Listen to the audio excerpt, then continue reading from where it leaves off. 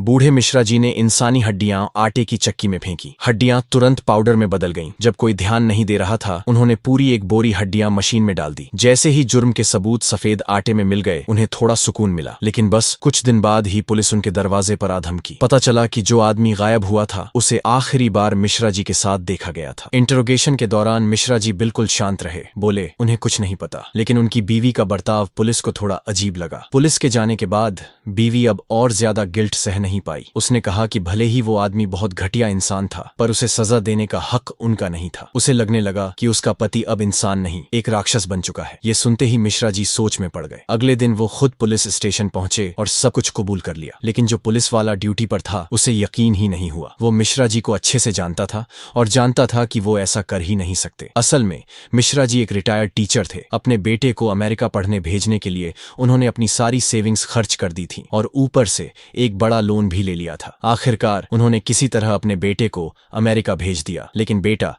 अपने माँ बाप की कुर्बानी को कभी समझ ही नहीं पाया। जब भी वो लोग उससे घर पैसे भेजने को कहते, वो गुस्से में फोन काट देता। उधर उधार देने वालों का प्रेशर अलग। बूढ़ा जोड़ा हर वक्त टेंशन में जी रहा था। एक दिन राज फिर से पैसे लेने आ गया। मिश्रा जी ने उसे ब्याज के पैसे तो दिए, लेकिन वो बहुत कम थे। राज ने कुछ नहीं कहा, बस एक औरत को खींचते हुए बेडरूम में ले गया। फिर अंदर से अजीब अजीब आवाजें आने लगीं। लेकिन मिश्रा जी और उनकी बीवी कुछ नहीं कर सके। जब राज चला गया तो देखा बेडरूम पूरी तरह से तहस नहस हो चुका था। मिश्रा जी अब और नहीं सह पाए और बेटे को फोन किया। लेकिन बेटे ने सिर्फ 5,000 युआन भेजने को कहा। अगले दिन मिश्रा जी बैंक से पैसे निकालने गए। लेकिन जैसे ही बाहर निकले, राज फिर से मिल गया। उसने मिश्रा जी की जेब से सारे पैसे छीन ली। जाते जाते राज ने जानबूझकर लड़ाई की एक्टिंग की और बोला कि उसकी कार खराब है, जरा धक्का लगा दो। इतनी मुसीबतों के बाद भी मिश्रा जी गरीब बच्चों को पढ़ाते थे। उसी दिन जब राज पैसे लेने आया, उसने एक लड़की को पढ़ते देखा। बिना वजह उसे पैसे दे दिए। मिश्रा जी को तुरंत समझ आ गया कि इसके मन में कुछ गलत है। उन्होंने पुलिस की मदद लेने की सोची। लेकिन जब पुलिस स्टेशन पहुंचे तो देखा कि राज वहीं अंदर बैठा हुआ है। लगता था पुलिस भी उसी के साथ मिली हुई है।